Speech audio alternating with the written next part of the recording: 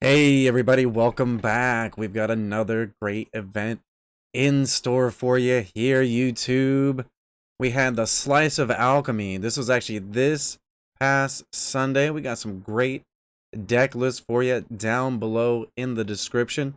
On top of that, we've got some awesome content creators here doing some fantastic commentary as well. John Likes Games and HearSayTTV. So can't wait for you to check all this out. And as always, don't forget to hit that like, subscribe button, and leave a comment down below. You want to be maybe just a little bit bigger. So if you're the mono white versus mono green sort of thing, or maybe mono red versus mono green or something, where you want to be able to block their creatures. Is it true maybe that the Gruul aggro deck might just be able to block better? Is that going to give them a significant advantage in this game? Or do you think that honestly just the mono white player being able to have such a robust board early in the game is going to be enough to maybe bring this one home? So the Gruul board can definitely go higher and be able to block better. But at the end of the day, mono white has the tools to get rid of those blockers. Like they don't even need to really block. Like as you've seen with Skyclave Apparition. Skyclave just gets rid of the blocker. Brutal Cathar gets rid of a blocker. So even if you want to build that creature up so high, you have cards like Portable Hole, Skyclave Apparition, Brutal Cathar. That's just going to get rid of those cards, those creatures that are blockers. And you're forced into, so here, like we can get into a 3/2 first strike.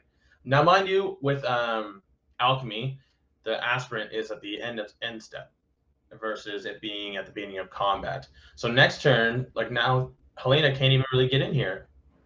It's true. It's true. Now, what if you're on the Gruul side? What do you want to cast this turn? Obviously, you're facing down 4 creatures to your 1 creature, but Helena Elena is a 4-drop, and that is a very, very powerful card, folks. Do not sleep on Helena Elena. That card is, when it's on the board, it's crazy. Admittedly, it's a 4-mana 2/3, so I'm not, whatever, but like it's powerful when it's on the board. So if you were in the Gruul seat, what card would you want to be casting this turn to maybe bring you back into this game?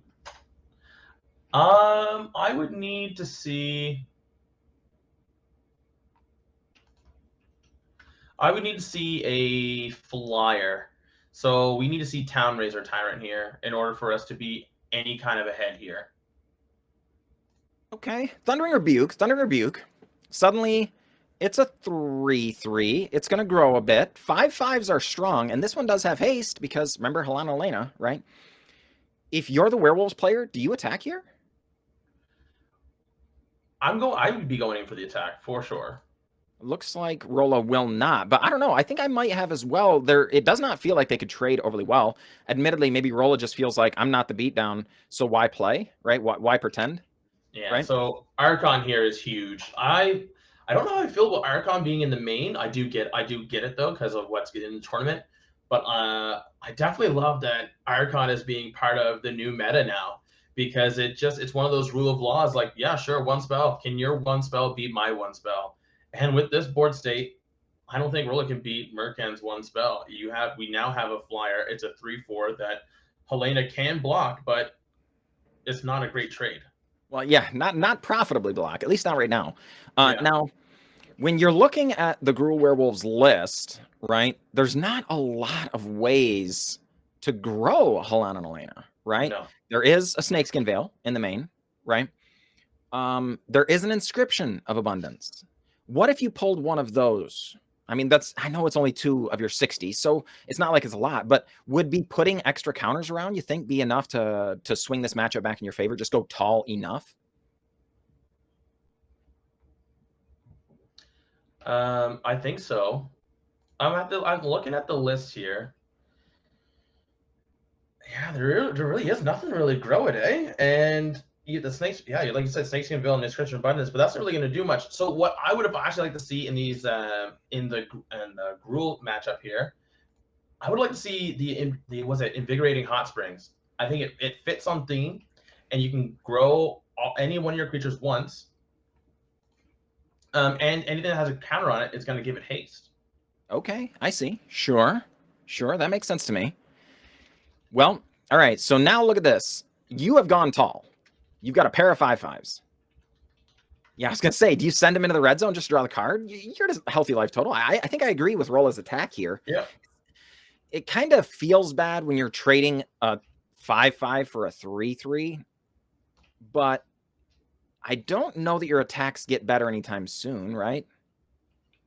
No, honestly, I think right here, I honestly don't think there's much you can do, because now next turn if you draw a land, then the Wandering Emperor comes out, and then you can exile. Yeah, see, so now you can just exile the 5/5, and now you're kind of stuck. How about that card, huh? Wandering Emperor. Okay, level with me. Be honest right now. Be honest right now. Did you see the Wandering Emperor the same way in spoilers as you do now? Oh yeah, you can check the VOD. You can check the VOD. I gave the Wandering Emperor an A++. The reason being is because in standard, what was so I'm a huge Jund player, and what I was dominating with was Emissary Predator. There's not many things that could deal with Emissary Predator on exiling. And then Wandering Emperor came out, and I was like, well, there goes Predator, because now that just gets rid of it. That just exiles it, and it's not even like it's a 1-for-1. It's a 2-for-1, because now you get a Planeswalker that you can plus up the next turn, and I lose something, and you also gain 2 life. So I'm like, this card is bonkers. And any Planeswalker that has Flash, it's such a good card. It's such a good card. Yeah, John, it's a good card. What about you? How did you read it? How did you read it when you seen it? Okay, so when I read it, I was just really excited for another white Planeswalker because I'm a white fanboy. I'm just like, I've been playing mono white nonsense since like Savannah Lions and stuff way back when. So I was just really excited. Oh yeah, this is gonna be cool. But honestly, I felt like it's gonna be a cool one of here and there. Like it'll show up, but it's not going to be amazing or anything. As it turns out, half the time this card is Settle the Wreckage, and the other half of the time it's like a build your own army sort of thing. I admittedly, again, I will go on the record as saying that it was a good card, but I did not expect it to be as good as it is. And man, it feels like every format, at least every digital format. Counter on the Archon. Counter on the Archon. Counter on the Archon. So no, counter on the Archon. The reason why I'm saying counter on the Archon is because the hopeful is going to get bigger. So essentially, you're putting 2 more power on board. I mean, is there a way to kill here? I think there would have been a way to kill if they had to put the counter on the Archon. I mean, this does make it so there aren't. They have to block here, but I don't think they die. Because so I mean, I read 3/3/3/2, right? So they can only block 2 3-power creatures. It's lethal. So this is lethal, yeah. So yeah. It was lethal any way you put it.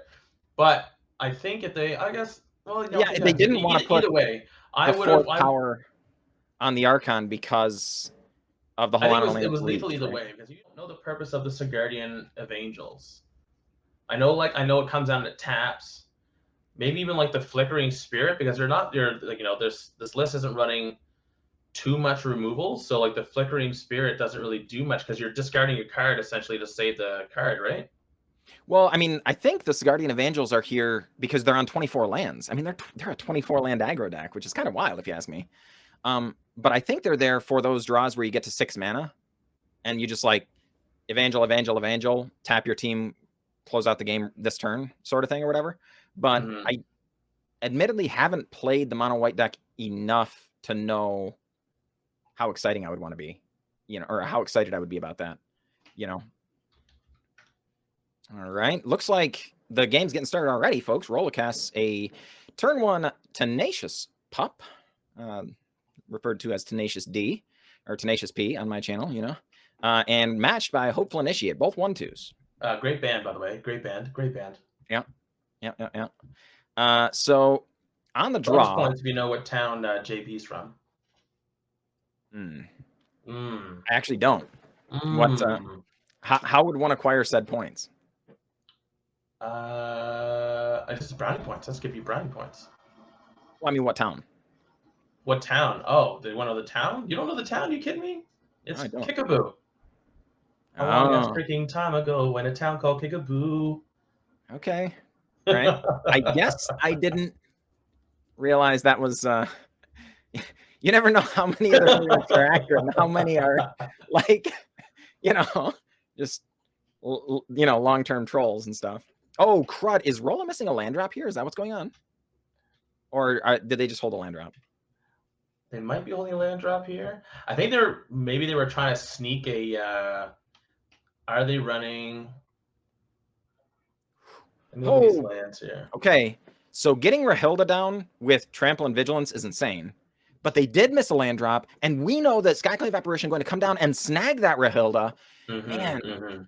So you see what I mean, though, right? Like you have a big threat, and you're like, oh, wait, I got this big threat down. And then all of a sudden it's like, yeah, but Skyclave Apparition, hell of a card.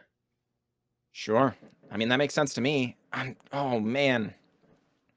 Rolla's missing another land drop. Oh, my goodness. This feels terrible.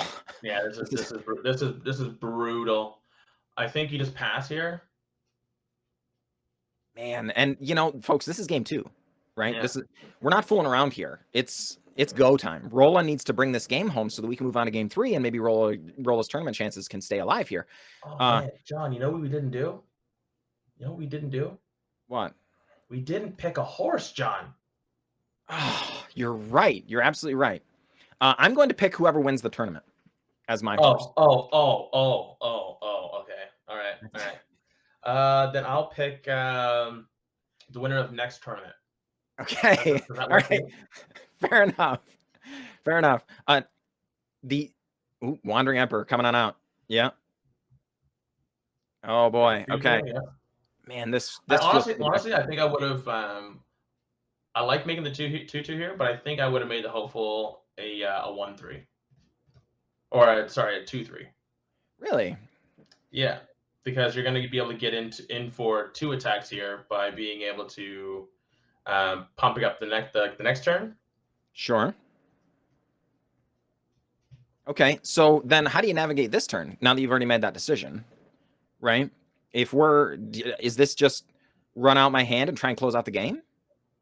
Or is this... You don't want to play the Skyclave Apparition here because you're just really getting rid of the pup, and that doesn't really... It's a 1-2, right? Yeah, like, it's a 1-2. What is it? Yeah. So do you run anything out? I think I just hold my hand here, and then I let my dog inside because she's giving her the old wine skis. Sure. Okay. Rolla saying, let's trade. No, doesn't. I mean, at 20 life, you're not hurting. Yeah, you can take 1 or 2 hits here. Oh, whoa! Is there a combat trick, or is this just a chump block?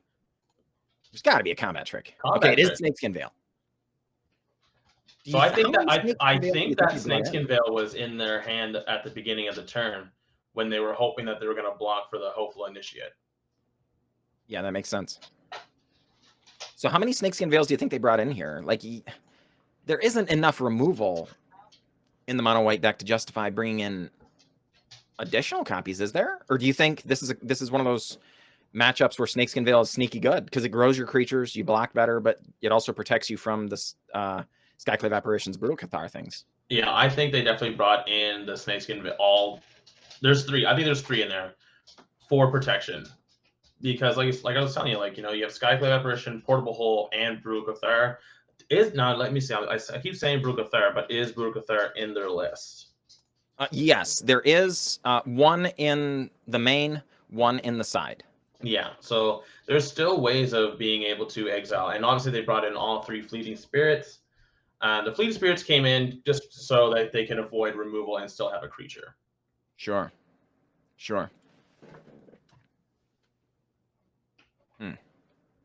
The Dawn Sky, though, I guess you just want like a Vigilant Flyer. See, there's another Snakeskin Veil. So this is a great block here. Yeah, man. This feels kind of a little bit like a blowout, doesn't it? It certainly doesn't feel good. It doesn't feel great. And the funny thing is that Rolla is still on 3 lands. Yeah. Yeah, Rolla must have kept a banger of a hand just saying, please let me draw lands here. And admittedly, their list is pretty low to the ground, all things considered, right? Mhm. You know, it's not. They're more mid-rangey, I would say, than actual aggro, but they can get a lot done on you know, whatever, 3 lands or so, right? I think this is the hard part here now. So now effectively you can't get in with the Hopeful Initiate. You can't get in with really any of your creatures now because the pup is a 3/4. It's Yeah. going to be able to block everything, and you just sided out your Archons, which are flyers. So now you're hoping to get the Dawn Sky so that you can actually go over them. I mean, that seems reasonable, but like to me, Rolla's still got 3 cards in hand, right? Oh boy. Reckless Stormseeker coming out of the hand. It's flipped, folks. It's nighttime. Yeah, it's always funny. I always miss that when it's in the day night cycle when you're not paying attention to it. And you're like, oh yeah, okay, cool, like, yeah, whatever. And then it's like, oh wait a minute, it's gonna give +2 in trample. Oh no. Yeah, and that trample is so vicious. And like right here, this is just a 2-for-1 off of the token you got back from Skyclave Apparition, right? Yeah. Because they're gonna kill your wandering. This isn't an oh my goodness, this is brutal. Giving up the Fleeting Spirit and Hopeful Initiate just to keep your Wandering Emperor on the board. And Rolla's still got 2 cards in hand. Admittedly, Skyclave Apparition is a heck of a magic card here. I assume that... Yeah, okay, they're just going to let the Wandering Emperor die. And then they're going to steal that Storm Charge meanie face on Mertcan's turn? Or is that... Do you see a different line here? No, I see that they're just... Are you going to try to flicker it, maybe? Is that what's going to happen? Is that what this block is? No? Well, I mean, with Trample, that doesn't really do anything, right? Yeah, it's just a 2. Yeah, that just seems horrible there. I guess now what you're trying to do, you're going to try to Skyclave the... And you can't cast 2 spells, so it stays on nighttime. So if they have another Stormseeker in hand, then it really feels bad. Oh, man. Just... Yeah, that Stormstar Slasher is a heck of a magic card. In fairness, I think the Reckless Stormseeker is a heck of a magic card. But when it flips over, man, look out. That is dangerous. And here comes Werewolf Pack Leader. That's another one that's very, very good. You've already got 6 power on board. You don't have to pump. Oh, what a top. What a top. How do you feel about that one, huh? That's great. Portable Hole, get rid of the Werewolf, because you have to get rid of the Pack Leader, because that's going to be their draw, especially when they go to pump it up to a 5/3. Okay, but is there anything to be said here of Portable Hole, attack with your Haven and your Fleeting Spirit? I think it would definitely attack with the Fleeting Spirit. Like, I'd go Portable Hole, attack with Fleeting Spirit, and then I wouldn't attack with the Haven though, because essentially you're gonna test the waters to see if they're even gonna trade, like try to trade with you. Sure. And you don't want I wouldn't want to lose the Haven for like later turns. Okay, here we go. Yep. Oh, chooses not to swing though. Yep. Well, I mean, if you're not going to take the Tenacious Pup, you really can't. Right? Toughness is rough. Oh boy, here comes Helana and Elena. Oh man, we were complaining about 4 toughness. How about 6 toughness? Yeah, 6 toughness is I think ooh, finding another Wandering Emperor off the top that was good. This is gonna allow them to. This is where you just pass here. Yeah, well, because even now, like the 6 toughness, that's crazy. You can't even combat. You know, but now you attempt to swing. Like, go ahead, swing. Yeah. I got nothing in my hand. I don't run Emperors. No. Yeah, right? Yeah, one of those. This is one of those times when it's subtle wreckage, right? You just got rid of my Emperor. There's no way I could have another one in my hand, John. Yeah. Oh boy. Oh, is this Inscription of Abundance? Oh, Shatterskull Smashing. Okay. This is inconvenient. No, don't do that yet. Don't do that. Oh wait, is it only 2? Ooh, okay. So what they could do is they can go Wandering and then put a counter on it to save it. Yeah, that still feels pretty worth it. Does it though? Because you still now, like, instead of the counters going to, they're gonna go to the pup now. Now the pup is a 7/8. Yeah, but the pup still can't swing because then you exit on your turn. Why can't you swing here? Well, I mean, the pup they trade off their. Oh, yes. We plussed it up. We plussed up. Yeah. Oh, okay. So here we go. Land, Evangel. Is exactly the scenario I was talking about. The question is it? I mean, this seems great to me because then you exile either the Halana and Elena or the Tenacious Pup, and you add 9 power to the board. I mean, this feels really good to me. How do you feel about this? Tap down, tap down. Yeah.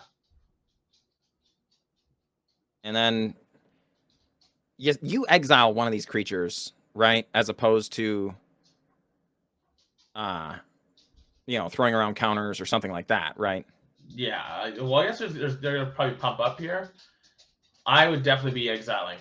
110%. I would be exiling the pup because you can kind of you have better draws to come and deal with the Helena next turn. Yeah, I don't know. That's kind of what I was thinking as well. Admittedly, again, I don't have a ton of reps with this mono white deck, so I can kind of trust them. They did just add 9 power across 3 separate bodies to the board. If they send the Tenacious Pup at Wandering Emperor, they just die, right? So, Beseiju. Yeah, we like Beseiju. Okay. Now, admittedly, remember, What folks, great this Haven did get nerfed, but it still exists. That's another 3-power attacker. If 3 3-power attackers get through, that's GG. And I'm doing my math here. They've got 3 blockers. You have 25.5 million 3-power attackers. Yeah. I did the math, right? What can Rolla have that gets them out of this? Nothing. Is it literally nothing in the list? I don't think there's anything that's on the instant that's gonna get them out of here. Like out of the how much is on the board. I don't think so. They have the Shadow Skull Smashing, which isn't gonna do it. Yeah, Rolla agrees. Just go into Scoopsville. Folks, this is one of those times when you can play in a tournament and folks, like the EV is, or the estimated value, EV, is only positive, right? You get into this tournament and you play a whole day worth of Magic and maybe even come away with something, or you don't and you just had some fun playing Magic, right? So definitely, folks, if you have not registered for any of these events in the past, I can't tell you, you're missing out. Honestly, it's so much fun. Definitely recommend it. And also, maybe you're thinking, well, yeah, but I like watching Magic, but maybe Alchemy's not the thing. I don't have the cards for it or something. No big deal. There are different tournaments going on a weekly basis. So definitely check out our MTG Melee page at the PizzaBox Open and get those on. That said, folks, we are underway. HoneyMilk versus Ferfafe. And it looks like you're going to be surprised to hear this, but it is mono white against Rakdos. You might be surprised. Yeah. If you are surprised, it's likely just because you weren't listening to us, which admittedly, I understand. Yeah, the breakout card of this Rakdos list. So I was trying to figure a way of how to make a cat-like kind of deck in Standard or in Alchemy, and I was talking to one of the players that is a friend of our stream. It's the Nerdy Steve, because he plays BG Food all the time. And I was like, well, I want to build Jund because I love Jund. I just think Jund is the perfect colors of like ramping, aggression, but also being able to have some kind of control aspect to it too. And I wanted to add, the reason why I want to go Jund is because the Smelter. The Smelter is really, I think, is really good because not only is the Anvil going to give you a 1/1 when you sacrifice an artifact for the first time. Sure. But let's go to our combat step. Let's pay 1 and make that 1/1 a 3/1 with haste and get in there. Sure. Yeah, that makes sense. Oh, looks like we are actually going to be moving over to table 4, it looks like. So this game's already underway. Looks like, oh boy, Meat Hook Massacre coming down and cleaning up the board. You'll love to see it. You'll love to see it. We were still right. Rakdos versus Mono White. We were right. Wrong. We were right. Oh boy, yeah.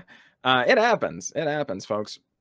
A little bit of a blip there in the production, but well. Looks like we've got. This is brutal because Shadow Skull Smashing in hand is going to deal with both of these creatures cleanly. Yeah. Oh boy. So another Meat Hook Massacre coming out. Oh my goodness. This is an embarrassment of riches from Ozymandias' side, right? Like I love it. Like I said, all you have to do with mono white is be able to just get rid of the creatures. They're gonna go wide on you. Just kill the creatures, and you'll be golden. Oh man, Sure. what do you? Oh no, we doing combat tricks here? We're gonna make 2/1/1s with the land. Man. Oh. Oh, whoa. When your land trades for 2 creatures, like that feels really good here. And it can't be countered? Yeah. Oh man. All right. Oh, not gonna trade though. Just gonna Well, sacrifice they want for the that? cards, the treasure. Okay. I get this play. I get this play. Sure. Meathook Massacre is still gonna do its thing. So never fear, folks. You know, that's once that card comes down, it continues doing its thing and indefinitely. Definitely one of those cards that just changes the way the game has to be played. You know, one of the reasons I love Magic the Gathering is the rules are always changing, right? When you have just a glorious anthem effect, you know, the backside of the vampire card, right? But it just changes the rules. All of your creatures now get +1/+1, right? Well, okay, similarly, normally having your creatures die in combat is unfortunate, but it happens. You trade creatures. It's part of trading resources and the way the Magic is played. But Meathook Massacre just changes that synergy, right? And I love that. I love that about the you still go Meathook for 1 here, and then you go the Smelter. Yeah, no, don't do this. Don't do that. There you go. Yeah. Go for 1. You still have enough mana to go Smelter. You're golden. Yeah, I think so. Yeah. And I mean, those are. Then you pass.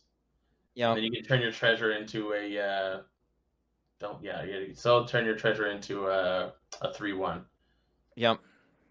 And man, and finally, what's your top card here? For if I'm mono white, how do I win this game? Yeah, and I don't think it's on game 2 to save my clock. Yep, I think I'm. We're gonna skip the scoop phase here, especially with seeing the anvil.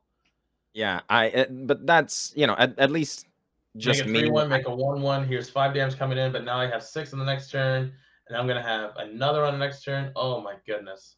Yeah, and I mean, if you hadn't seen Ozzy's hand, then I'm all for not scooping.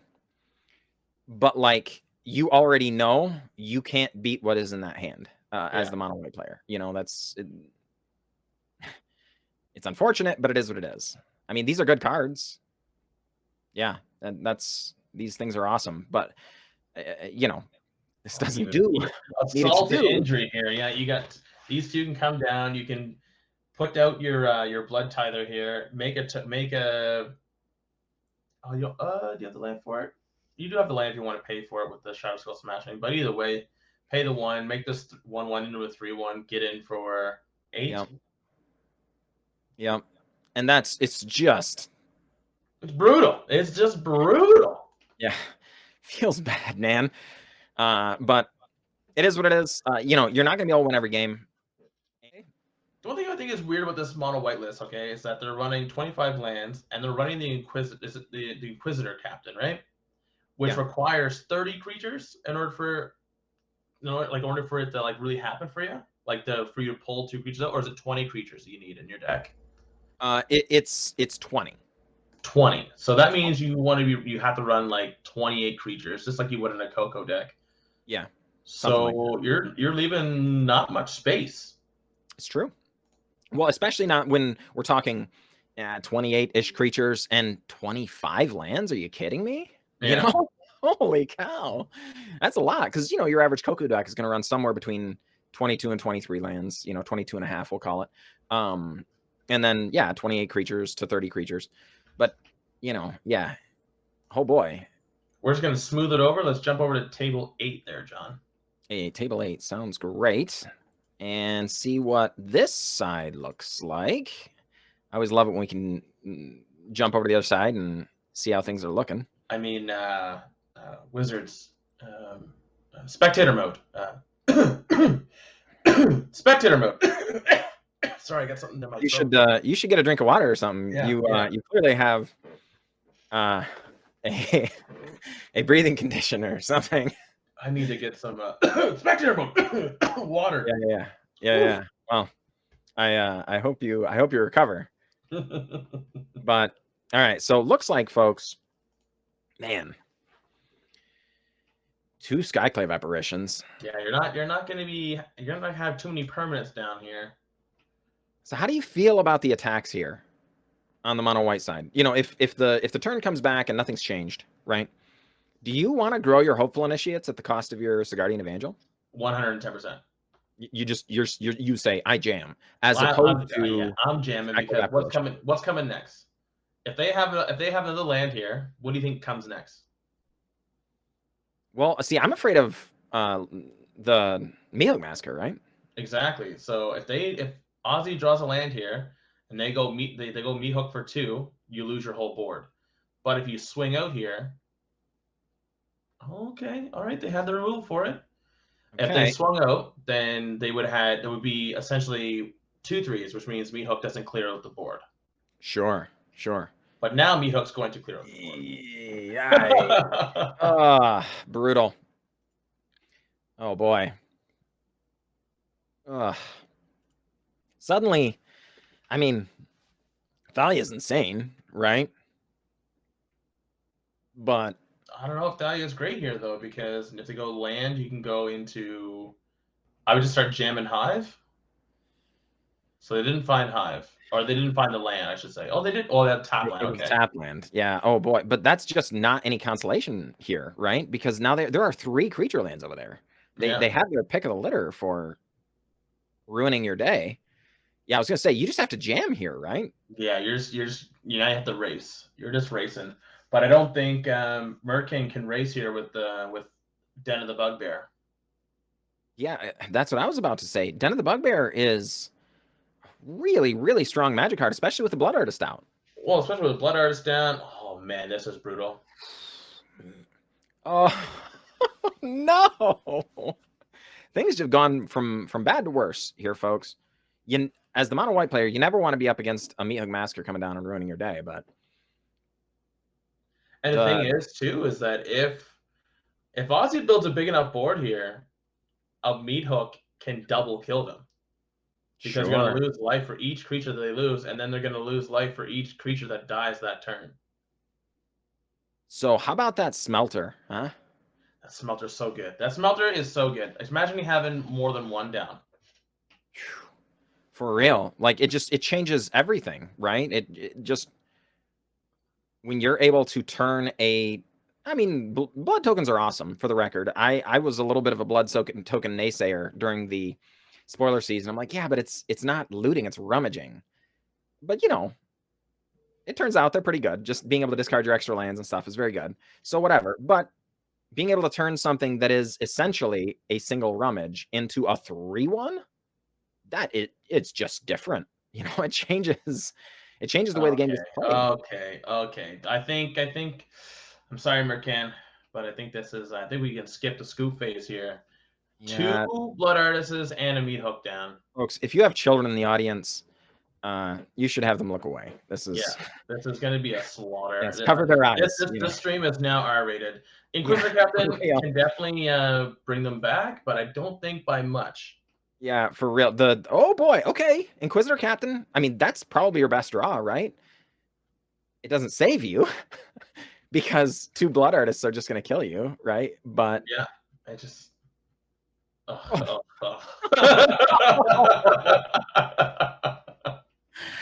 All right. So now you're going to lose 2 life per blood token sacked. Then you're going to lose 2 life per creature dying. No, you lose 4 life, 2 life per creature dying. So you're going to lose what? 1, 2, 3, 4, 5, 6, 7, 8. You're just dead here. I'm sorry, Mertcan. Yeah. But all right, folks, it's safe for your children again. Oh yeah, they can watch the. Let me clean up the blood a little bit. There's too many triggers. We need to clean this up. Yeah. Holy cow! Can we? Oh man. 11 ping triggers, by the way, John. 11 ping triggers. So even if they were at 11 life, they were still dead. Yeah, that's gross. That is gross. Like I say, I think that mono white deck is honestly a great choice against the runes, for the record. If you were thinking, man, I am sick of getting beat up by runes, I've got news. There is an answer, and it's a good one. Go ahead, pick up that mono white deck. It's not too terrible to craft. You've probably got a number of really good cards already in your collection that handle it or that will help you craft it. Go ahead and get on there. However, mono white is not favored in every single matchup. That's for sure. Oh boy, but looky here, Ferfafe. This is so funny to me because we're gonna watch mono. I mean, maybe, but it'd be so funny to where we watch Rakdos win one match, and then we see mono white win the other match. So it's like, I mean, there's a lot of removal over there on the Rakdos side, but this is also kind of a lot of damage, right? Notably, folks, that Faceless Haven is unable to be activated because you have to activate with 3 snowlands, and the land on the far side there is actually a Cave of the Frost Dragon, so it is not a snowland. I don't know if I'd be doing this. Oh boy, how do you feel about that? I don't feel great about this if I'm being completely honest. I know you're making a blocker, but you're not getting lands. I mean, okay, like you need blockers that can trade, right? Yeah. And these trade. You can even out the board here, and you have. Oh, sorry. Did you say trade? I mean, I must have misspoke, right? So, do you take the anvil here? No way. You're going for the blocker. You're like, no. Yeah. Forget your value engine. I'm going at your face. Exactly. Well, because like. So with mono white, what do you lose to? You're losing to removal. If they have any kind of removal, just start taking their blockers out and just start jamming damage. And you jam with both creatures here, knowing the 1/1's going to go away? Yeah. Okay. Keep jamming. I mean, that makes sense to me. So if you're on Fairface's side, what's that last card? What do you want that last card to be?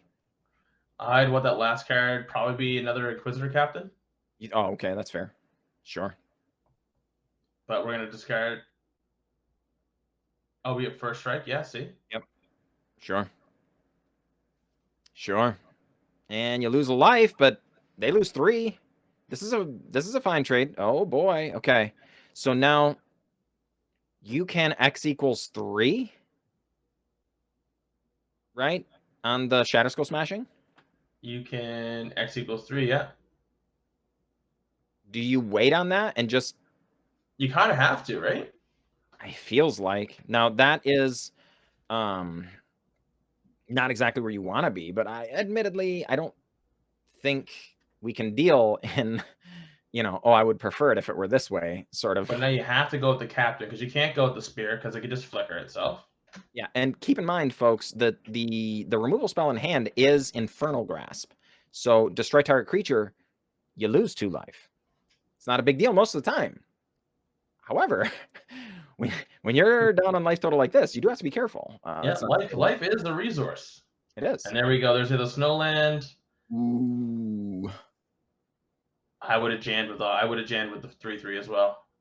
I would have kept going. What if the last card is Inquisitor Captain? Like that. If the last card is a captain, then I'd keep. Yeah. But I think you would have jammed it here, right? Before combat? I don't know. Because, yeah. No, I think I would have, actually. Just, even if it's Brutal Cathar, whatever you get, just to get this 1/1 out of the way, yeah. It's also true that your graveyard's a resource, and you'd want to keep it. Oh, and it is a captain! And, oh, no! They exiled so much of their bin that the Inquisitor Captain doesn't have the creatures in the graveyard, or in the deck. Folks, Hearsay was just mentioning this in the last matchup, but what happened there is you just assume Inquisitor Captain's going to do the thing. 4 mana, 3/3 Vigilance. Whenever Inquisitor Captain enters the battlefield, if you cast it and there are 20 or more creature cards mana value 3 or less in your graveyard, hand, and library, seek to put 1 into play, right? Mana value 3 or less. But with their creature just attacking and exiling their own graveyard, Fleeting Spirit has been exiling their own graveyard. They didn't get... Yeah. They don't have anyone. Oh, man. So in the Chump City here. Yep. Which this isn't This isn't too bad, right? From Ferfafe side. Or we're gonna Chump City, and then I think we're gonna Infernal Grass the Faces Haven, which like I feel like you just have to because it's a creature now. It's Faces Haven is one of the hardest creatures to get rid of, like out of all the man lands. 100% agreed. And the fact that it's vigilant is. Ooh. Oh. Oh. Yeah, honey, you got a decision here. Do you want to go for the nonstop 3 threat, or do you want to get the land? I think I'm still going the land. Yeah. Now, this is not free, folks. This is not free, folks. You know, that 2 life is scary. But I agree. You know, you got to do what you got to do. Now, okay. Down to 4. Oh, Brushstroke. boy. We've seen what Brushstroke did in the last game. Yeah, and the anvil's already in place, right? For those of you who are unfamiliar, we are, of course, on the foreign language side here, you know, so maybe you are familiar, maybe you are not. But Sanguine Brushstroke conjures a brand new copy of the card Blood Artist. It's a digital-only card, so it's not a card that would normally exist in paper. So that card that just made it to the battlefield, the 0/1, is actually a Blood Artist that says whenever a creature dies, your opponent loses a life, you gain a life, a target opponent technically, but you know what I'm saying, in 1v1. So, but it's a creature. Your creatures, their creatures, doesn't matter, right? You're draining things. It's a powerful card. A very powerful card. And the Sanguine Brushstroke kind of has a similar thing. Whenever you sacrifice a blood token, each opponent loses a life. So, yeah. HoneyMilk just trying to stay alive here. Just trying to stay alive. The thing is, like, this deck can gain just 1 life. 1 life. 1 life. You know, it just enough to keep you alive, just to stall you. Yep, for sure. And I mean, it's definitely not something that should be overlooked. When we're talking about a card that just says gain X life or gain 5 life or something like that, those often look good but end up not being very good, right? Let's turn our 1/1 into 2 1/1s. Aha! See, now we're doing stuff, right, folks? Now we're doing stuff. But when you can gain life, wait. Sorry. Okay, I was like, "What? Do you think they weren't gonna block?" Yeah. All right. Okay. Well, I mean, Ferfafe is very close to being able to close this thing out. Lands animate the Faceless Haven, or the Cave of the Frost Dragon over there. So what you'll need 2. But the graveyard is now empty. So the Fleeting Spirit has been getting first strike just over and over and over and over by exiling 3 cards from your graveyard, and it gains first strike, right? Well, the graveyard's empty, so we don't have that anymore. Oh man, this ping damage is going to oh man. Okay, all right. So there is hope, because if they draw a land off the top, then they can start getting in the air. Yep. But you're at 8 now.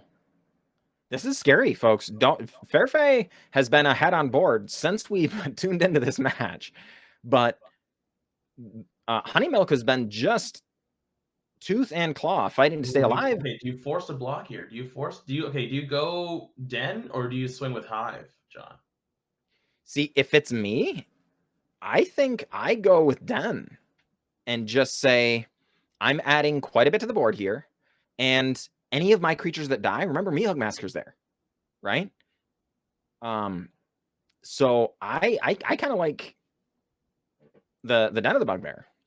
So I agree. I think that you just put things on the board, because if anything dies, you're going to be ahead because of it.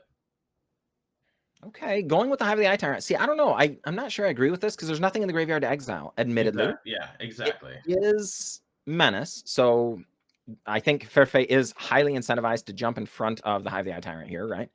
But they likely won't, because they also they're trying to win. This is one of those times. Lose 2 life, you're going to gain 2 life, you're going to take 3, so this is essentially 5. Yeah, right. And Ferfafe is saying, I am not interested in not losing. I want to win the game, right? And would you agree that Ferfafe I is think now the game's on the over, is it ropes? not?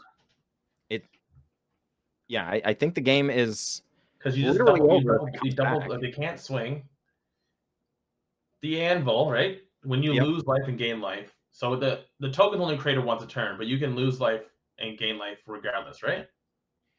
The on the Oni Cult Anvil, Yeah, I don't have too much. you have to sacrifice an artifact to deal a damage and gain a life. Oh boy. What do you take here? Okay, so yeah, okay. You Is it have just to a go meat to up master so you Meat-Hook. don't You have to die? go Meat-Hook.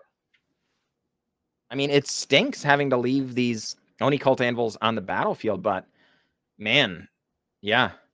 That card alone is killing you. That is what makes this an unwinnable match, right? Is the Meat-Hook. And now Ferfafe, I would say at least, Ferfafe is still behind, but not strictly dead. Not strictly dead, but All right. If there now you're dead. no artifact, Oni Cult Anvil can sacrifice. Oh. They can sack each other, so now you're dead. As I said, now you're dead. Yeah, okay.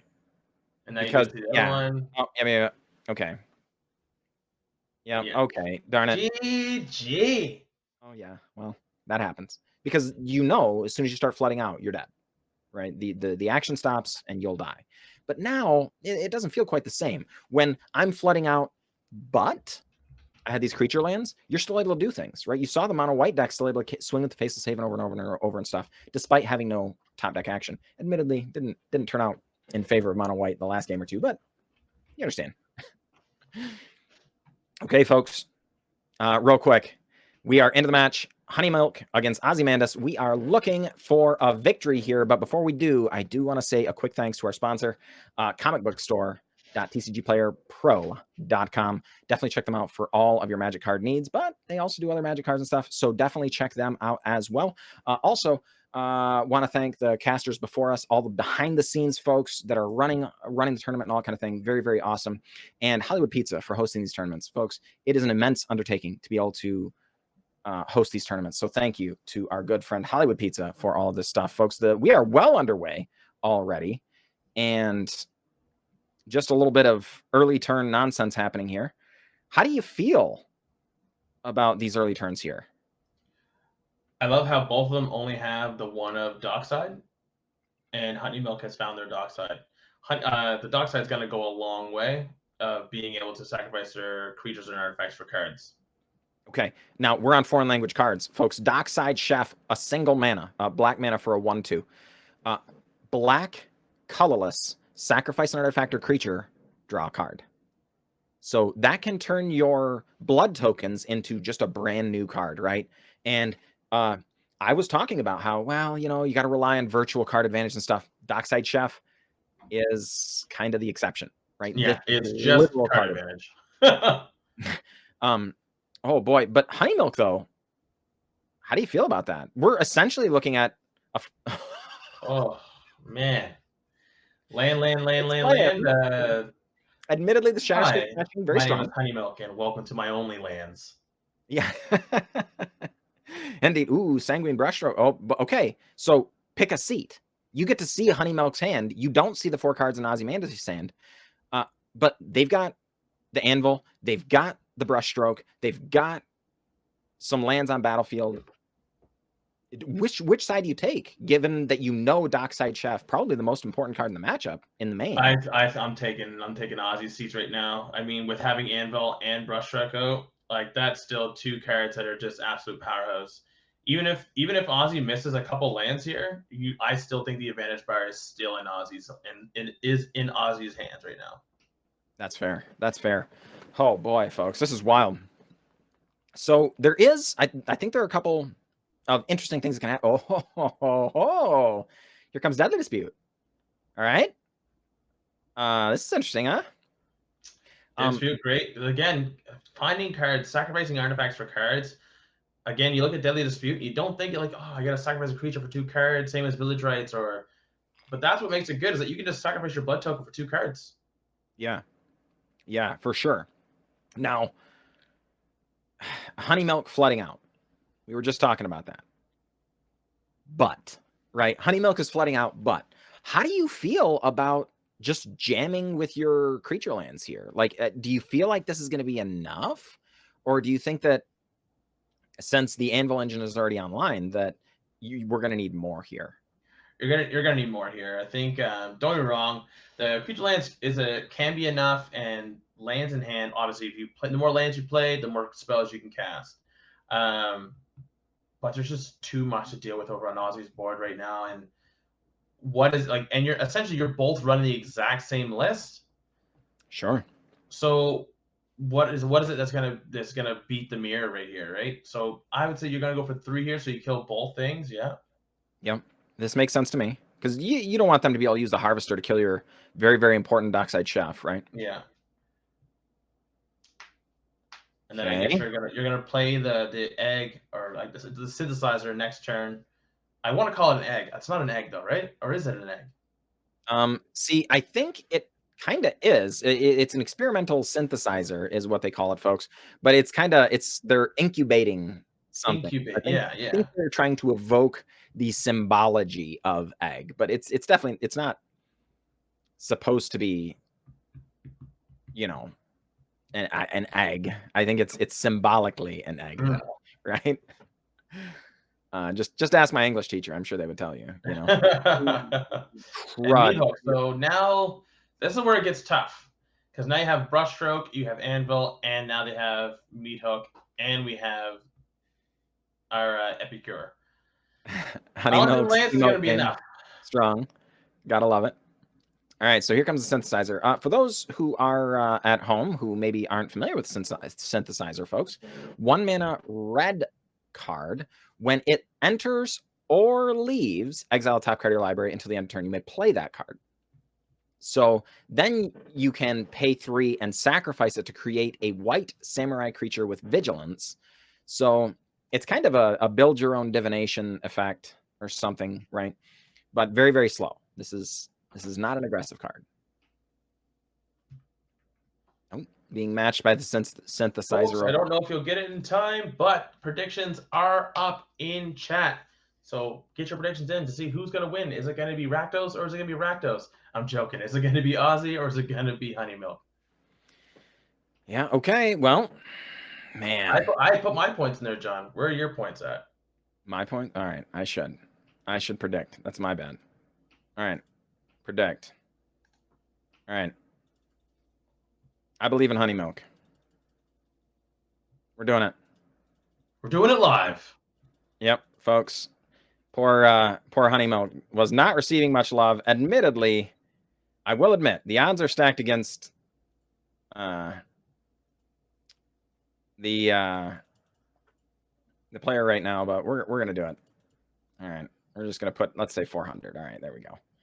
All right, showing some love. All right, so let's see, folks. Well, okay. Gotta play. Oh no! Oh, you can't. Yeah. Let's skip the scoop. Yep. Okay. It was just HoneyMilk just drew lands, like literally just drew lands. Now, John, can you guess what language the cards are in? Great question. No, but I'm going with an actual factual honest to goodness guess, and I'm going to say Korean, because I honestly have no idea.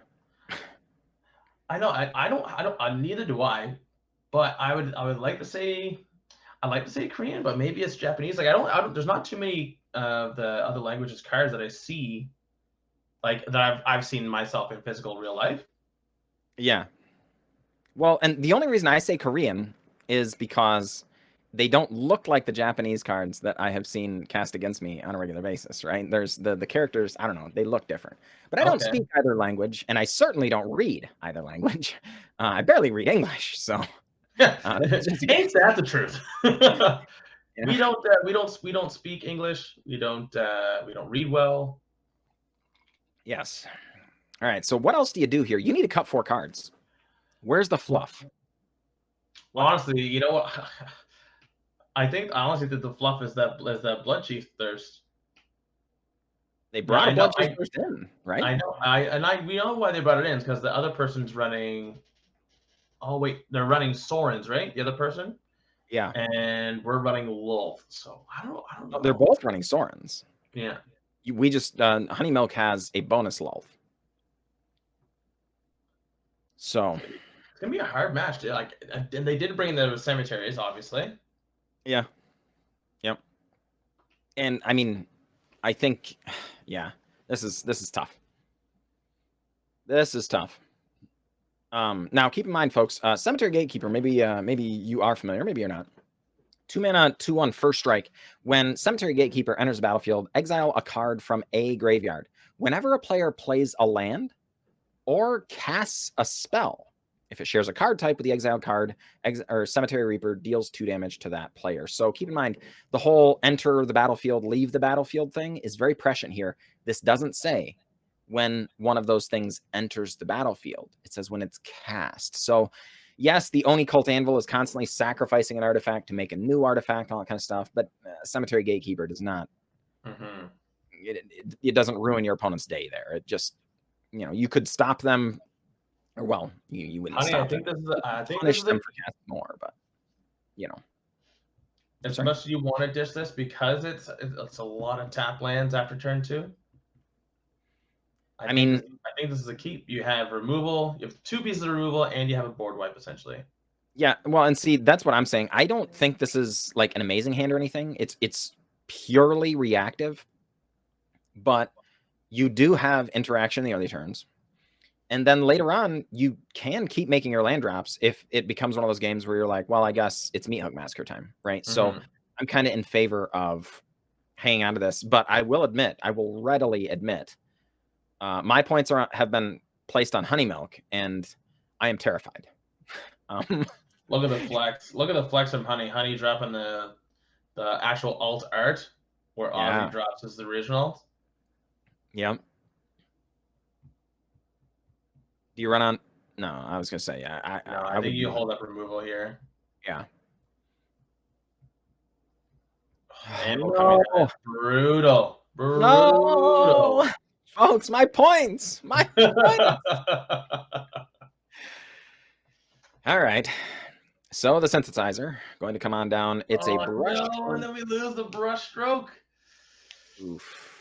Yeah. It's not a card you want to lose in the mirror. No, that is okay.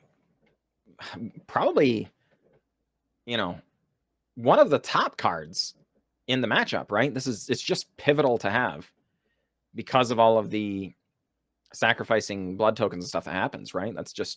It's actually key, I think, right? Oh, it doesn't lose it either. This is huge. Doesn't really matter what you're gonna lose from the egg Blood Chief. Okay, we lose the Blood Chief, but we got 2 more cards and a treasure, so we can ramp into. No, my points are well invested. Oh no! All right, so I've got to be honest, folks.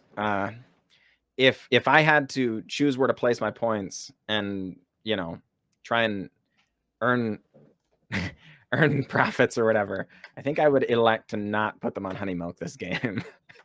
I mean, I think it's only 2 of us that's in here, in the Aussie column. Yeah. Oh boy, man. All right. So, what do you want to see if you're HoneyMilk? Is it just Lulth? Is that the answer? Like, I need to draw my Lulth now, or are you saying no? I need to get my actual engine online. I need to see Oni Cult Anvils. I need to see. You need engine. You need more. Like, you need engine and be able to do more. I don't think Lulth is gonna pull you out of this. I think you were to draw you. So I guess how you would. The right loop would be draw Deadly Dispute, sack the egg, get 2 draws. Those 2 draws are both anvils. Okay. Sure. Okay. I can get behind that line.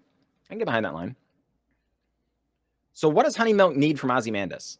Like, is it just like miss your land drops and don't play Magic for 3 or 4 turns? Is that pretty much. Ozzy needs a miss. Okay. But it doesn't look like Ozzy has missed much.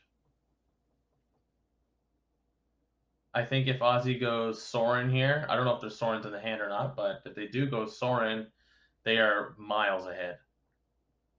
Yeah, that makes sense. Oh boy. No second black source, but there is a treasure, right? So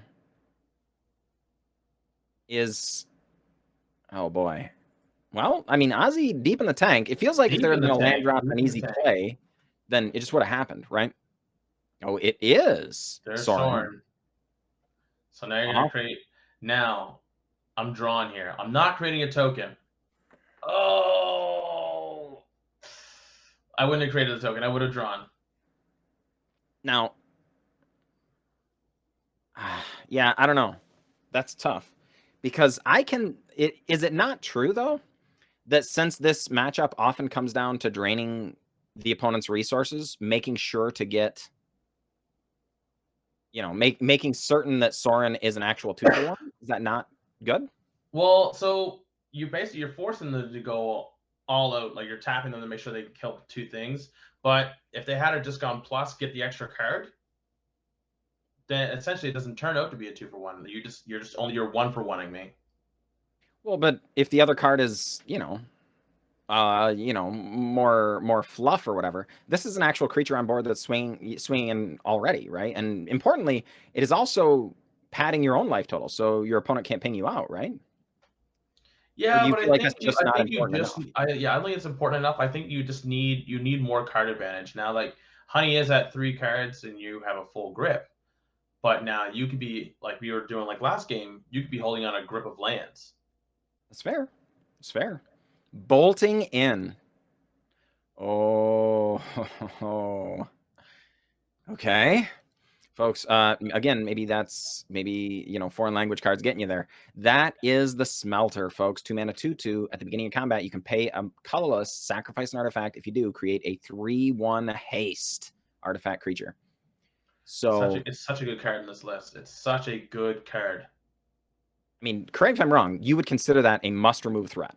Like, yes, it needs to go now. Yeah, that makes sense. Oh boy. Power word kill on the flyer instead of the Smelter. I think going to come down on red and still get rid of the Smelter? Yeah. Yeah. Okay. I don't think we played a land drop yet, so this makes sense. Sure. Makes sense.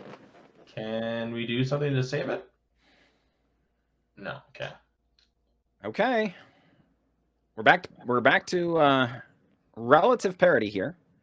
21 to 20 on the life totals. About 65 creature lands on HoneyMilk's side, 2 on Ozzy's side. The key difference here, folks. Oh, look at the grip. Working with 2 cards in hand. Ozzy 7? Yeah, look at the grip. That is. And still gonna find the Smelter. Let me sacrifice this. Probably the 1/1. Oh, they're gonna go for the blood token. Okay.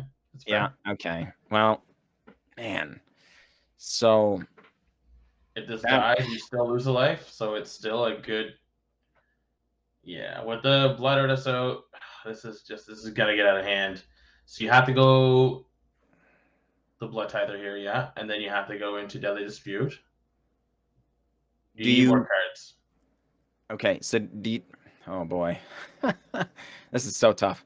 Yeah, folks, the Blood Tither says you can sacrifice it to give a creature -X, where X is twice the number of blood tokens. But I think I'm with Hearsay here. I think when the Blood Tither comes down, it's going to be about having to sacrifice the blood token. So it's not going to be removal anymore. It's going to be trade in combat. Yeah. Or something. I don't know. This feels so bad from HoneyMilk's side. And folks, we're in the finals. This is where you want to be. You worked all day to get here. Yeah, you never want to see like an absolute raffle stomping. It's good to see, but for like, especially in like the mirror, you just want your deck to do the thing. Yeah. And it just seems like Ozzy's deck is doing the thing. For sure. For sure. Oof. Oh, I think. Okay, so what are you doing here? You're gonna. I mean, I still sacrifice the Tither then. Like, yeah. the blood token does have some value.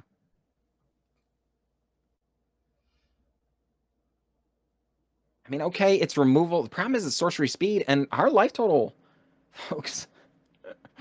Oh, not looking good. Not looking good. Now, We admittedly, have another land. and well, you So can ditch the land with the blood token, right? no, I'm not talking about Honey. I'm talking about Ozzy. It's like, do we have another land that they can activate the den? No, they're gonna go straight into a 3/1. Would you risk your land in this case Yeah, when you got the smelter on board? yeah.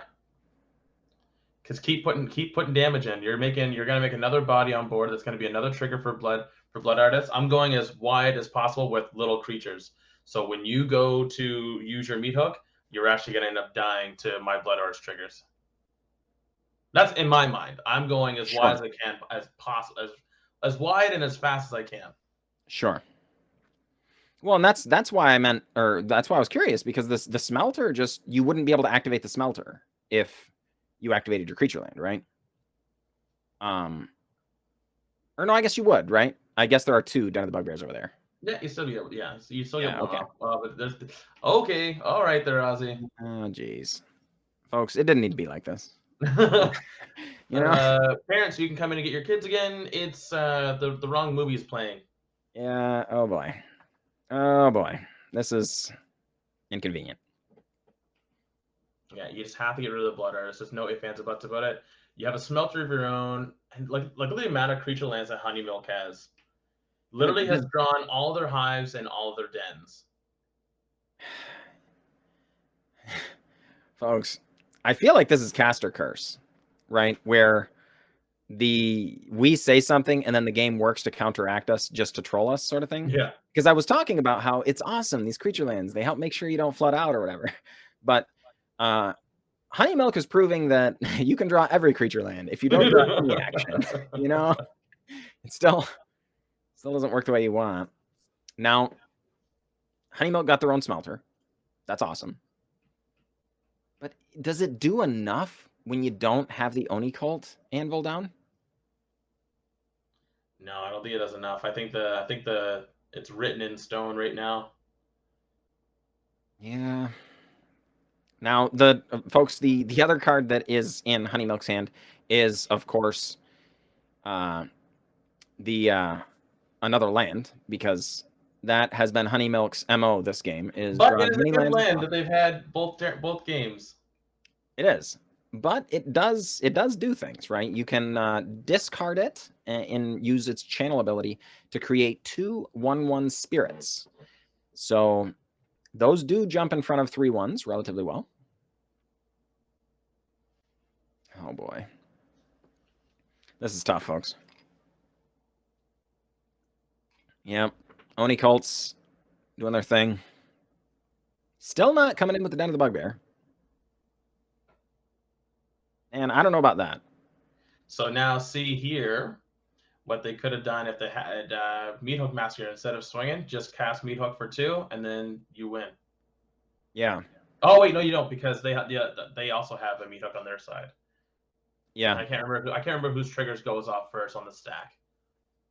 Well, active player, not active player, right? So when it's your turn, your triggers go on the stack first. But that means your opponent's triggers resolve first. Mm-hmm. So it doesn't quite do what you want.